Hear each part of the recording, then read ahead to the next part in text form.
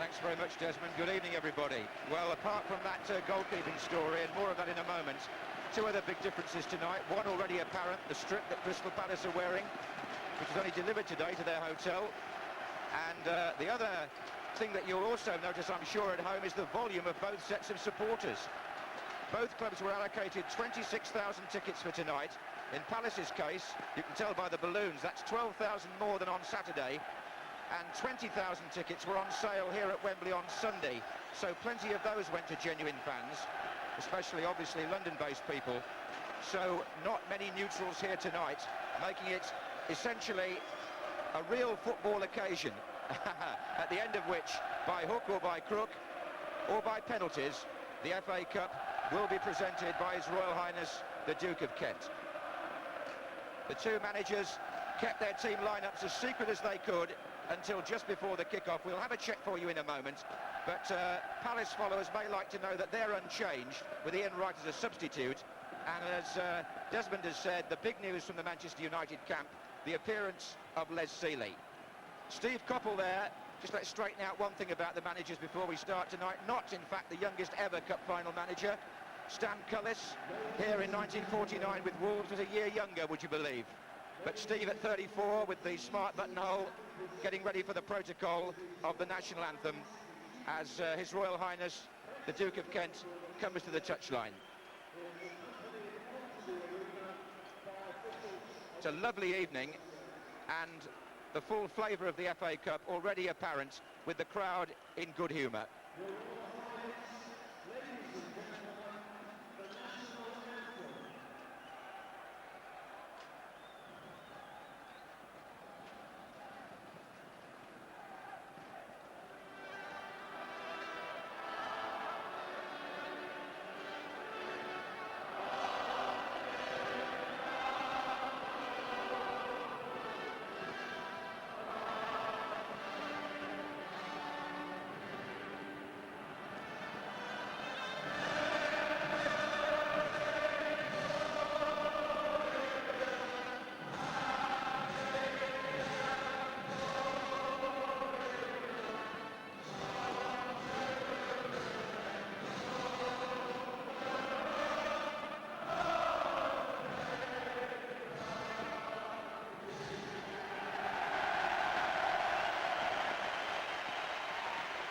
So,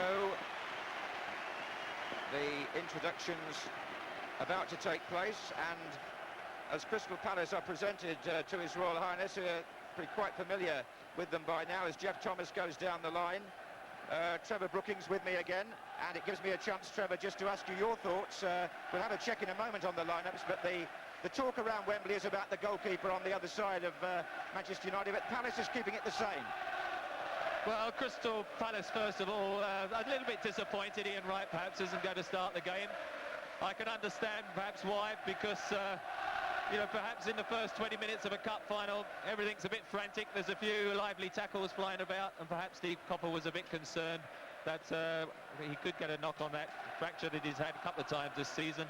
So decided to keep things tight, as they have been, and obviously we didn't want to unsettle the midfield area. Richard Shaw did an excellent job marking Neil Webb, and if he had to play Ian Wright, it would have meant Richard Shaw playing left back and losing a midfield player. So he's going to stick to the same tactics. And there's Manchester United going down the line. Brian Robson has done that a few times, hasn't he? And Alex Ferguson there shaking hands, probably just at the back of his mind, just wondering how that goalkeeping decision might go this evening. The officials are still the same from Saturday, by the way. It's Alan Gunn of Sussex in the middle. Kept the game flowing well, I thought.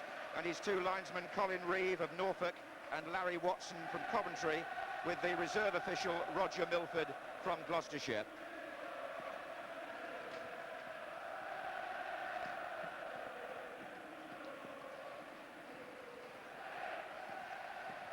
So, the teams break, and we can now take a check on the numbers and the lineups. And as I said, Crystal Palace are absolutely unchanged. Steve Coppell electing to keep Ian Wright in reserve on the bench, even though he played him in a practice match yesterday. So Phil Barber keeps his place wide, having come off on Saturday, and we'll see the tactical formation unfold when the game gets underway. But it's the same two substitutes, Wright and Madden. As for Manchester United, well, Alec Ferguson made up his mind before today, but kept it a tight secret, especially from the morning papers. The 10 outfield players are the same. Gary Pallister is fit after intense treatment on his ankle, but the big news is that Jim Leighton is dropped. And Les Sealey, on loan from Luton, after only 2 senior matches this season, both for Manchester United, at 32 years of age, gets a surprise call-up, although he has played at Wembley before for Luton in the Littlewoods Cup and the Seamod Cup finals. And I suspect one of the people surprised by that decision may be our own Bob Wilson, an expert on goalkeeping. What do you feel about it, Bob? Well, I am very surprised, John. I think it's a bold, brave decision by Alex Ferguson. It'll be seen as a good one as long as United win. One thing Les won't lack is confidence, I can tell you that. I coached at Luton for a season and I found him to be, well, to have a tremendous air of self-belief. He has an arrogance, he's a bossy character, which is good as long as he's in form. Ironically, he didn't play particularly well in those 2 Wembley finals, but Les is such a confident character, he'd even tell you that in his career he should have had representative honours. I feel very sorry for Jim Leighton, and unless he's injured or ill, I would say his United career is now over. Yes, I'm sure that's a story that will be followed up very closely, Bob, tomorrow, because it puts Scotland in a peculiar predicament for the World Cup, Trevor Brooking, doesn't it? Well, that's the first thing that crossed my mind as well, apart from the news of tonight, the Scotland goalkeeping situation. Brian Gunn, of course, played last night, but it was a disappointing result for them. And it does throw it wide open. Andy Gorham, I suppose, Hibernian, the most likely, perhaps, now to be in line to take over. But tonight, Les Sealey, I suppose, a night of the East Enders, isn't it? Because Les is a real East End lad, and perhaps Alex Ferguson decided it might be a lucky mascot. But as Bob said, he doesn't lack in confidence, and really it's a case now of what drama, mistakes and goals we're going to get this evening after the incidents that we've had in previous rounds. Just to remind our viewers that we have extra time tonight if the match is a draw after 90 minutes, and then, as Desmond said at the start, we would go into a penalty shootout, which has never happened in an FA Cup final, although it's happened in most of the other senior competitions across the world, and the referee and linesman will obviously have to be aware that that's an ongoing possibility. Although, strangely, in the Wembley replays before in the FA Cup final, 1981, 82 and 83, there was a penalty in normal time in each of those games, and they were all settled within the 90 minutes. Brian Robson, coming up to the centre, will remember the last one, 1984, 83, the replay between Manchester United and Brighton, which Manchester United won 4-0 and Brian scored 2 goals. There was a penalty that night from Arnold Muren, and the Manchester United captain, hoping to become the first man to lift the FA Cup 3 times at Wembley. And Gary Pallister's fitness battle was won after a lot of work by the physiotherapist Jim McGregor. I don't think Gary was out of Jim's room for the last 48 hours, but they finally got him ready. Mal Donaghy was standing by but wasn't needed in the end, so we'll see how Pallister goes tonight. And somewhere or other, there are so many balloons on the pitch that they're going to have to get rid of those. Now then, the tension on the face of the Manchester United manager perhaps reflects just how hard that decision was. To drop a goalkeeper who played in so many Scottish Cup finals for him, in the European Cup Winners' Cup final as well, the first choice Scotland keeper at the moment, he played in the last World Cup, Jim Leighton. That was a major decision by Alex Ferguson, and on it may hinge an awful lot of futures. We shall have to wait and see.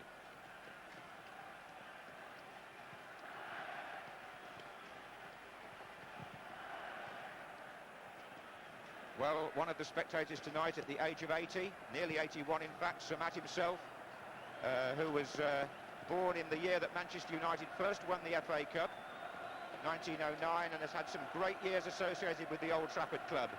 Will he see them win the Cup tonight, I wonder, for the 7th time, which would equal the record? Or are Crystal Palace going to put their name on the trophy for the first time in their history? Do you see, Trevor, any great tactical implications tonight compared to Saturday? I would think both sides will start off exactly the same. I think from Crystal Palace's point of view, Mark Bright was a little bit isolated in that first half. Of course, he's used to playing with his old partner Ian Wright, and I think they didn't really join him enough, and they got their goal from a set piece, and their free play, there he is, clapping hands, probably thinking to himself, I hope I do get a bit more support, because I think he will depend on that, as they haven't selected right from the off. Yes, I was talking to Mark Wright at the hotel last night. He was very disappointed in his own performance, actually, as was Andy Gray. They're hoping to do better tonight, but Manchester United in red and white have kicked off and are playing from right to left in the first half. And immediately Richard Shaw pushes in on Neil Webb, and Sulaco picks up McClair. That was how it was on Saturday. This is Steve Bruce, and there goes Mark Hughes. Andy Thorne was with him.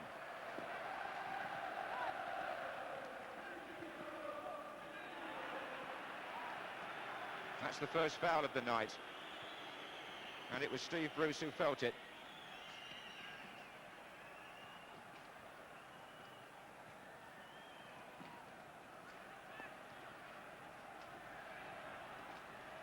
Bruce again. Offside, was he, Hughes?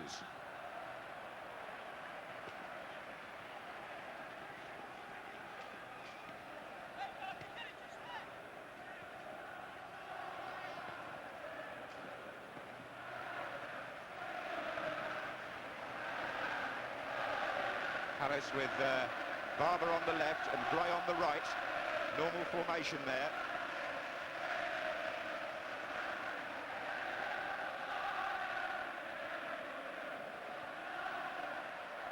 And terrific crowd noise at the moment inside Wembley.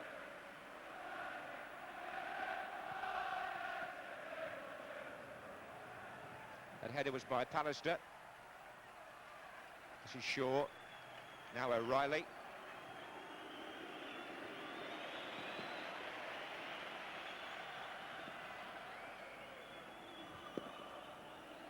Well, just Mark Hughes at the moment up there for Manchester United. The others have all dropped back into midfield. O'Reilly. Looking for Gray, looking for Bright.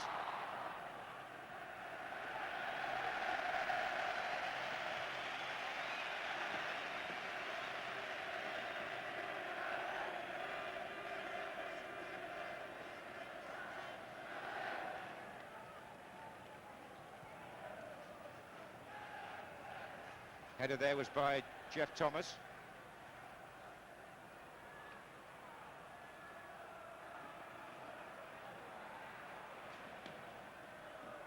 This is Robson. It's Pardew trying to close him down. This is Bruce. Hughes had a fine match on Saturday. Barber.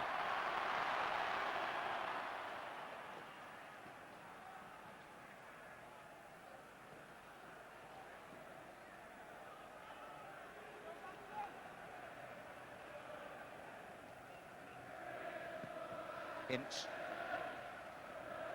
Phelan. Webb looking for Wallace. Flags up. In fact, the linesman was flagging for a foul up there where Wallace was, but the referee, I think, was already pulling play back deeper for an earlier offence. So Gary Pallister has made his way forward. Here's Robson. Bruce. Pallister. It was Andy Thorne who came round the back to clear for Palace.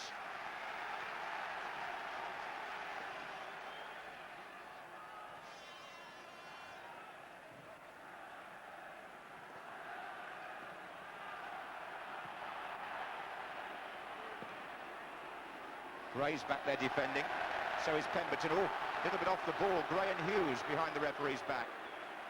It's not to say he didn't see it, he turned quickly. This is Webb.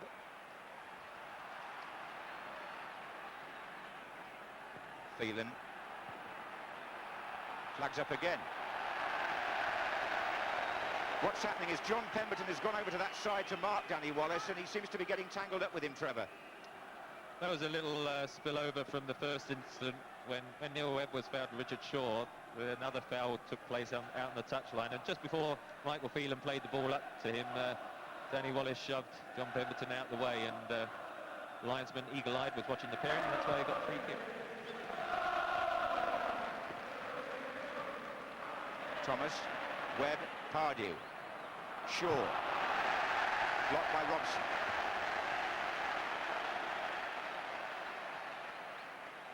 So 5 minutes gone.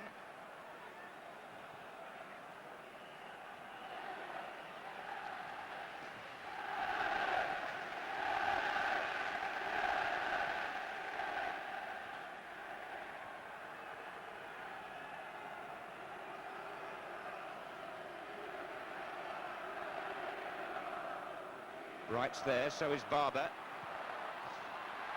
Pardew closing in, and so is Mark Wright. And that's the first test for Les Sealey, and the United players are furious. It was a rough and tumble challenge, and I suspect it'll mean a booking.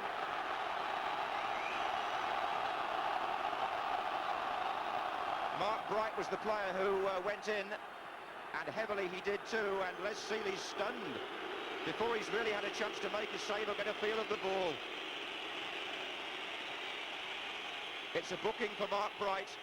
Yellow card, Trevor. Well, quite right. There was never any danger he was going to get the ball. And as you see, as the ball comes across, Les Sealey really, his first cross, looking to deal with it comfortably, and really went up with his feet and his hands. And to be fair, when you get a new goalkeeper, especially in a cup final replay like this, usually the manager and the players think to themselves, well, just test him out early on. But I think Mark Wright just reacted a little bit there, and quite rightly ends up in the book early on as well. I think Matt Busby winced a bit. Years ago in the cup final, United had two goalkeepers injured, Ray Wood and Harry Gregg, back in the 50s. But fortunately, Sealey seems to be okay. That's Robson. Here's Lee Martin, number 3, left back. But that's not a bad ball at all for Brian McClair. Across the field. He was waiting. Oh, and well taken out by Gary O'Reilly. Wallace was also waiting to pounce. Here's Andy Gray. Bright's through the middle. Pardew just inside. There's Bright. Pallister.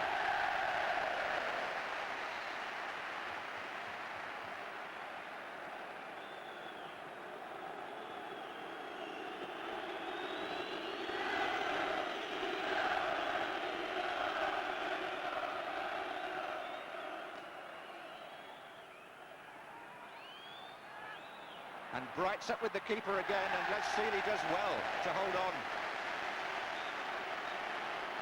They're really trying him out, aren't they? Putting a lot of nervous tension on him and shaking him up in the first few minutes. It's clear that that's a Palace policy. It's not strictly legitimate, but it's a test of nerve for Les Sealey, who, as I say, hasn't had much first-team football this season. Hasn't played at all for Luton, it might be said. But the two games he did play for Manchester United, both were won, so that might be an omen. Hughes, McClair.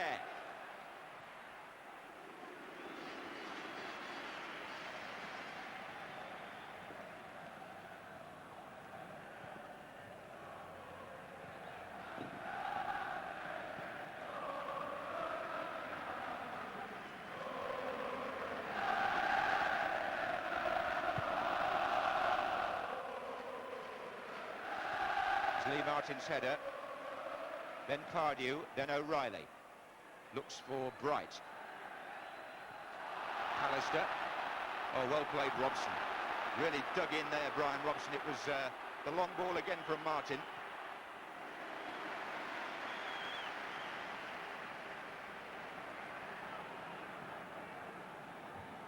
O'Reilly. Bright. Thomas.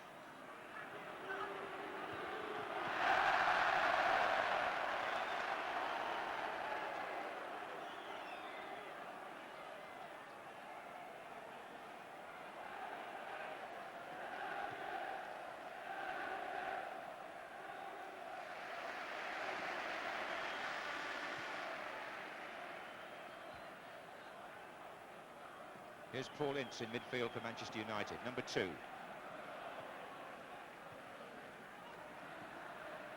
Sulako's challenge. Well, the tackles are flying in a bit, Trevor, aren't they? Well, Steve Coppell might have left Ian Wright for that point, but in fact most of the tackles have come from Crystal Palace and the free kicks to Manchester United. And I think Manchester United have started much more positively. They're only playing 10 minutes, but on Saturday I thought it was quite a lethargic start by them. But they have started. Ryan Robson has set the tone, hasn't he, himself, with 2 or 3 crunching tackles. But they look a little bit more confident, where Crystal Palace, especially at the back, they've put a lot of balls back to the goalkeeper and not really confident. And it's a nasty little atmosphere developing at the moment. Yes, there are 1 or 2 vendettas building up. Pardew was spoken to by the referee. Thomas seemed to throw the ball against somebody's face. And Brian McClair made a protest earlier about the challenge, which really started it all and gave the free kick away. They're trying to shake United up. Bruce and Pallister are waiting for the set piece. 4 and 6.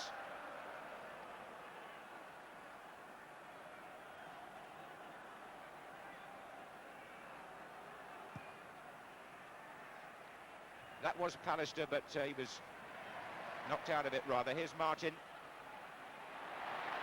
Robson, who's very busy in midfield or early on. Oof, that was a clattering tackle by Lee Martin as well, but they're helping him up, so there's no hard feelings there.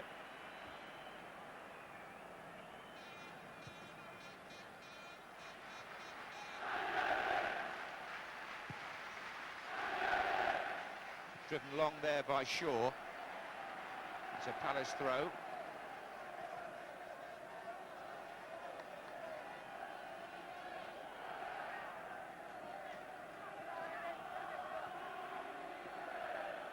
Andy Gray to take the long throw.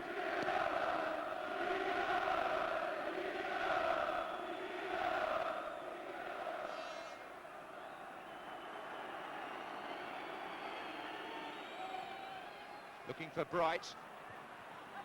Goal kick. Well, he has got some distance, isn't he? There he is jogging across. He didn't go past defenders as I expected him to last Saturday. I think he'll be trying to do more of that this evening, but certainly those long throws are almost like a corner kick or a free kick. He gets great distance and great speed. They don't just hang in there, they go across very fast.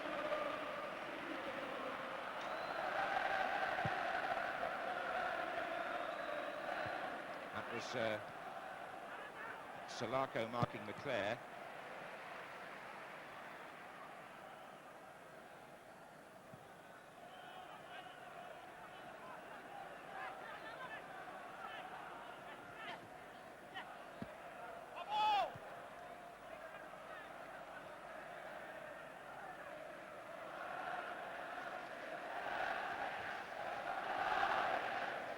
There's Hughes. Webb getting involved. Bright. Thomas and Pardew breaking from midfield here. Michael Phelan got a foot in. Free kick to Palace.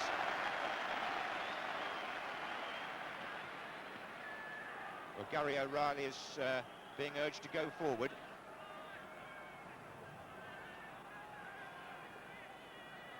Bright is in there too.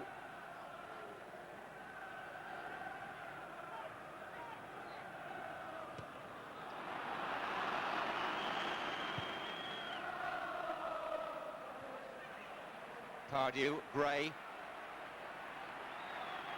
Still Andy Gray. Bright pulling away a bit in the middle. O'Reilly. Sulako. Got robbed. Hughes. McClair on the right wing, Hughes on the left now. Wallace in the middle. They want support from midfield really, but it's still Wallace. And the support wasn't close enough. Pallister. Ince. Pallister again.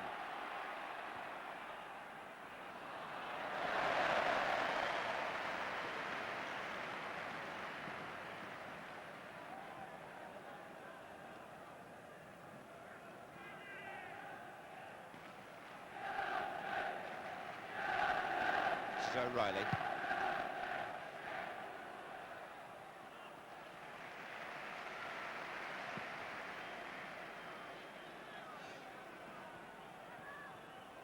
Robson, so much hinges on him tonight looking to lift himself again on the big occasion. Hughes gets bundled over.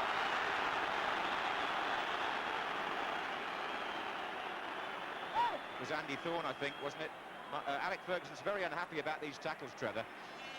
Well, it was another bad tackle. Certainly being spoken to quite rightly, Andy Thorne, because it's the classic from behind through the legs, isn't it? I mean, the ball's played up to Mark Hughes. It's dropped in front of him. Here it is. Stevie Bruce drops it in. Mark Hughes comes to collect. There's no way through for the defender to get a touch with the ball without chopping the legs first.